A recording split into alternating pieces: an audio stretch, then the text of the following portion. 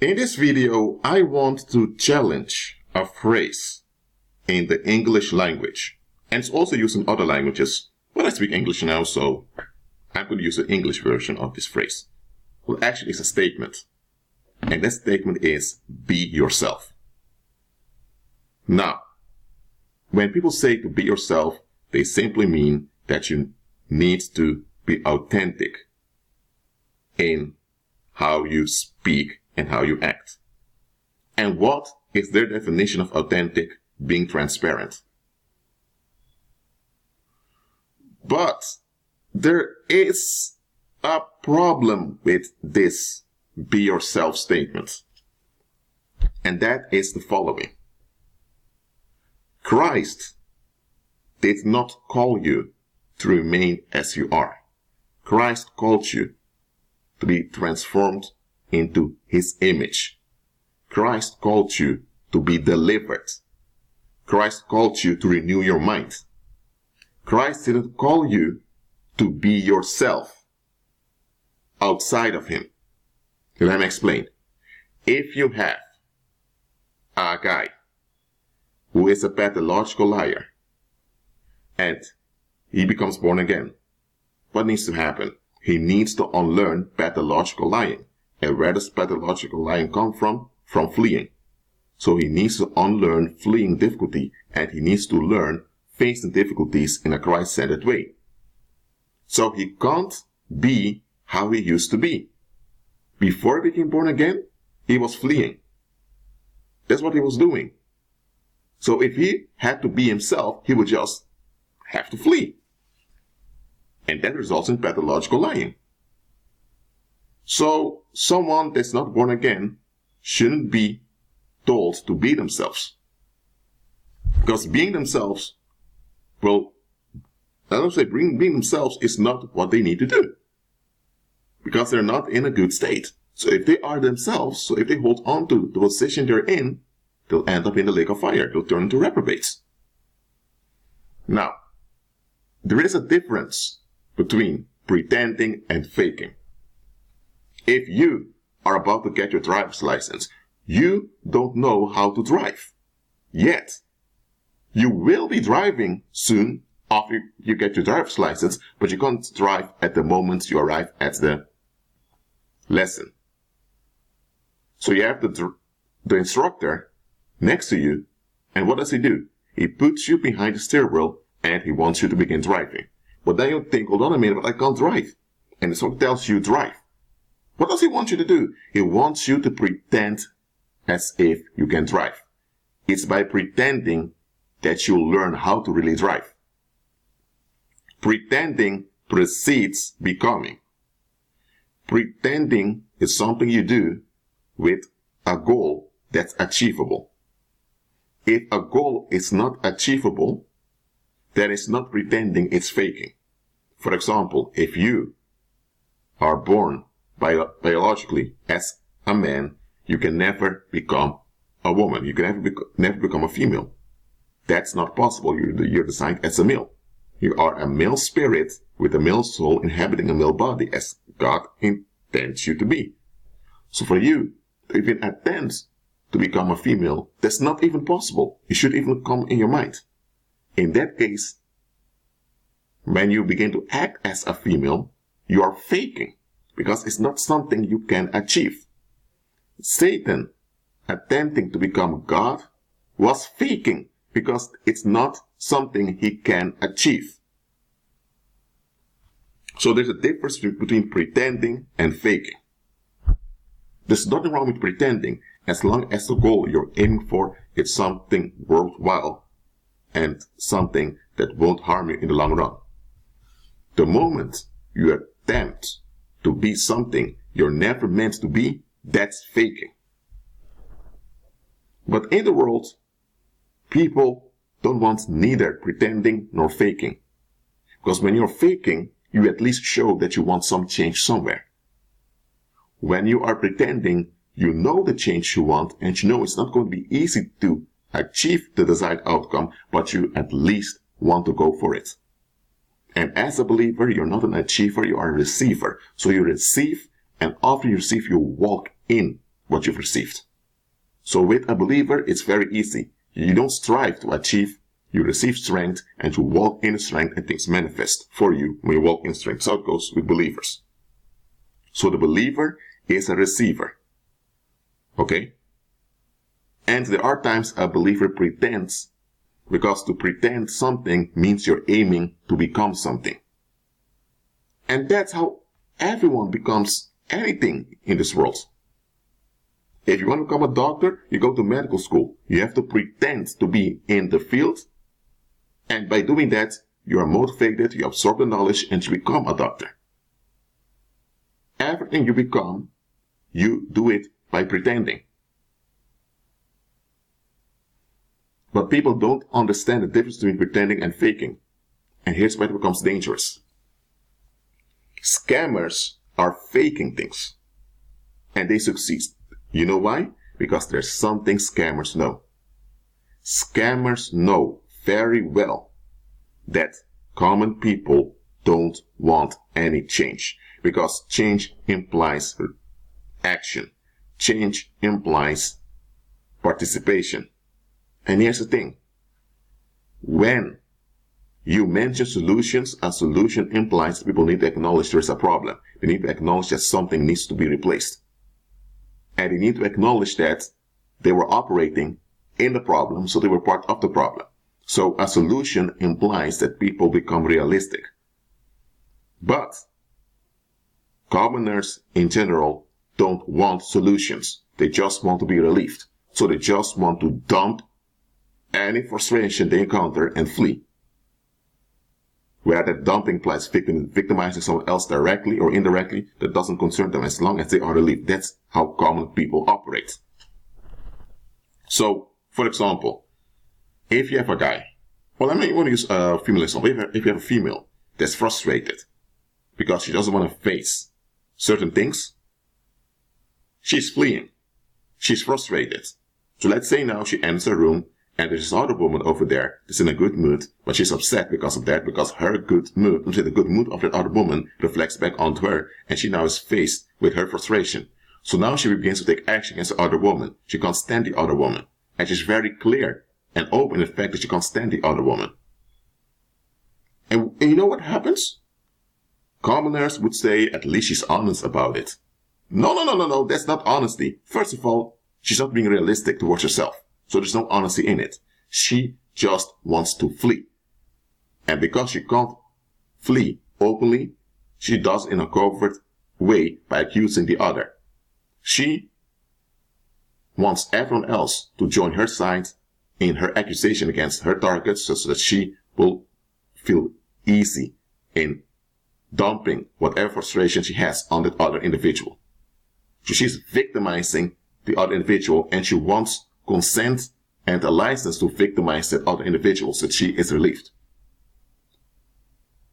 So are you going to tell this narcissist that she has to be herself? Are you going to tell her to just be open and direct with whatever she thinks and feels? No. She ought to look for deliverance. She has to change her mind. She has to change. But in this day and age, you're not even allowed to tell people that they need to change.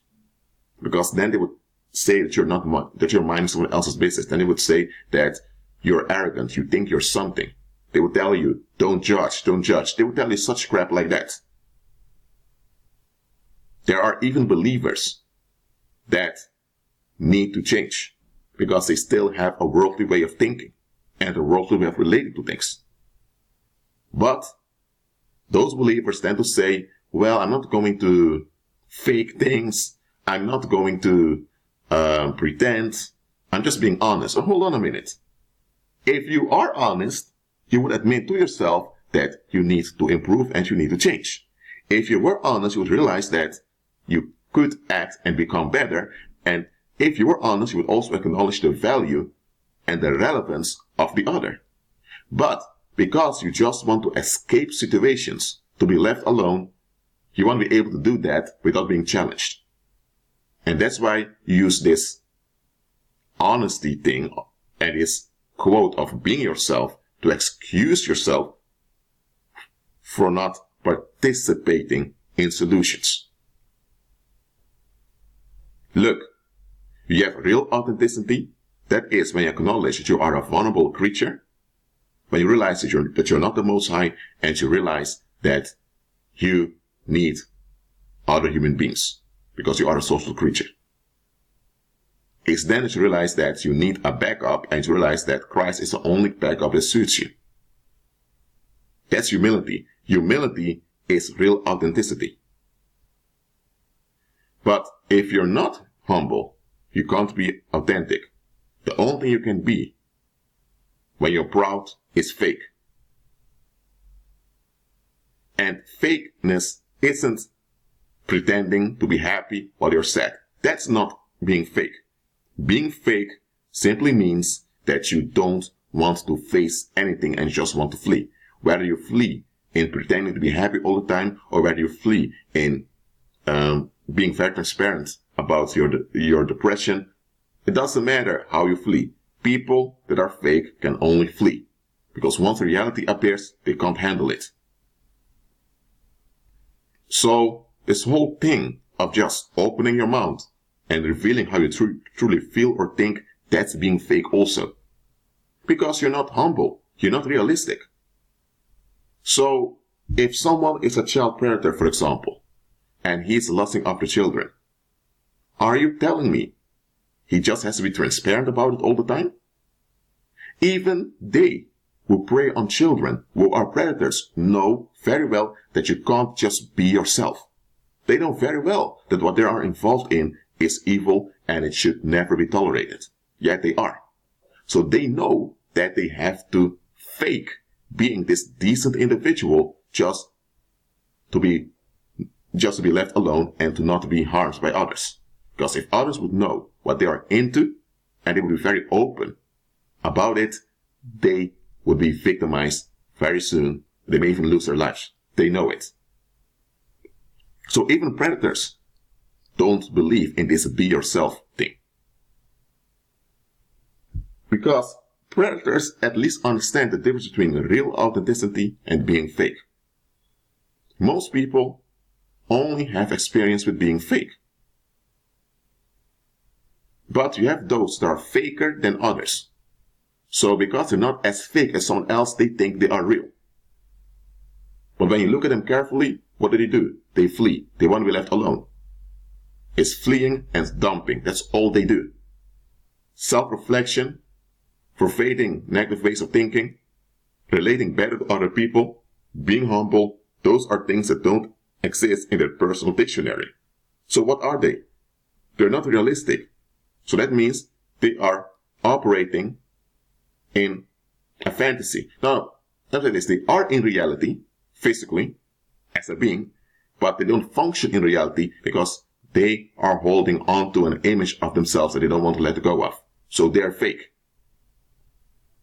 And the world will love you when you're fake on their terms. If you're fake on your own terms, in the sense that you want control, and you're not willing to give in to the expectations of others, then they won't accept you. But if you're fake on the world's terms, they will love you. So just because you're not fake on the world's terms doesn't mean you are real. Let me repeat that. Just because you are not fake on the world's terms doesn't mean you are real. There are many so-called truthers out there. There are many direct individuals out there. There are many people around there that don't beat around the bush. And because they're very direct and clear in what they want and don't want, they think they are real. They're not real, they're fake. If they were real, they would acknowledge Christ. If they were real, they would forfeit pride. If they were real, they would humble themselves. They don't. So, are you really authentic? Because authenticity is the result of humility. Are you really authentic? Or are you fake in disguise? There's something for you to answer unto yourselves. Don't assume that just because you don't get along with the scams of the world that you are real. Because as long as you're not humble, that means able to receive from Christ and to conform to Christ, you are part of the darkness. Let me repeat that. As long as you are not humble, that means as long as you're not able nor willing to receive from Christ, to conform to Christ, you are part of the darkness. You may not be deeply involved in the darkness, like some are, but you're still part of the darkness. That's how it is. So this be yourself thing is something worldly people invented so they can avoid examining themselves. Because think about it, if someone is mean because they are dumping their frustrations and they are telling you they are just being themselves, what are they saying to you? Or if they tell you, this is just the way I am, what are they saying to you? What they're saying is that they don't want any responsibility. And they are not willing to comply with solutions. That's what they're making clear. Now, if someone would say clearly, I don't care how my behavior affects you, whether it harms you or not, or those around you, it's just the way I think and feel and just have to find a way to put up with it. If someone would say it literally like that, they would cause a lot of problems. They would lose their job, which they would lose all their friends, all the social contacts, and they would be in big trouble. So nobody in the world says it like that, unless they are suicidal and they don't care anymore. In the world, you have this excuse. Well, actually, you have multiple excuses, but the main excuse comes down to this. They don't want to change. They don't want to be challenged. They don't want to comply with justice. They don't want to comply with solutions. So you have these concepts as I'm being myself, or just the way I am, or I'm just shy, or this is my comfort zone. All of these things are concepts to enable them in avoiding self-reflection. That's all it is. If you're really authentic, you are yourself. But that yourself that you are is safe and it's flexible. Because you ought to be flexible as a human being anyway. That rigid holding on to expectations, that's fake because you're not designed to operate that way. So when you have someone who made up his mind about the subject, let's say they are against the European Union for some reason. They can't even explain why they are against the European Union, but just against the European Union. And they keep holding on to this position. Anytime the European Union is mentioned, they downgrade the involvement of the EU. Because they've made up their mind about the EU.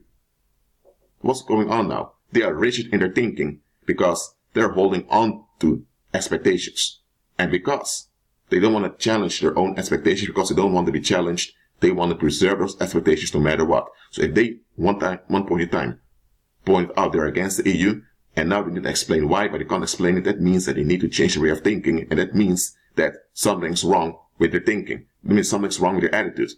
But because they don't want to be addressed on their attitude, they want to look for excuses why they're against the EU. And now they're looking for other people to join them in this hatred of the EU. I'm just using the EU, the European Union, as an example here. But this counts for anything. They may be against someone, they may not like someone, or they may be upset about something. Whatever it is that they are against, it's a shield, so they don't have to examine themselves. Are they being real? When they're avoiding self-examination, they're not. Even if they're consistent in their behavior against something, even if the thing they are against is evil, they're not being real, because you're not designed to be rigid that way anyway. You're designed to be flexible. And that flexibility implies that you relate to a situation for what the situation is in a constructive manner. Being flexible, or as Christ said, being wise as a serpent, implies you are flexible with life circumstances, so you can manage your circumstances in a constructive, beneficial manner. That's why you are flexible. But those that don't want to be flexible, they become rigid. And they think that being open about how rigid they are makes them real. Or makes them honest. That's not true. So, are you really authentic, or are you fake in disguise? Agree with Christ.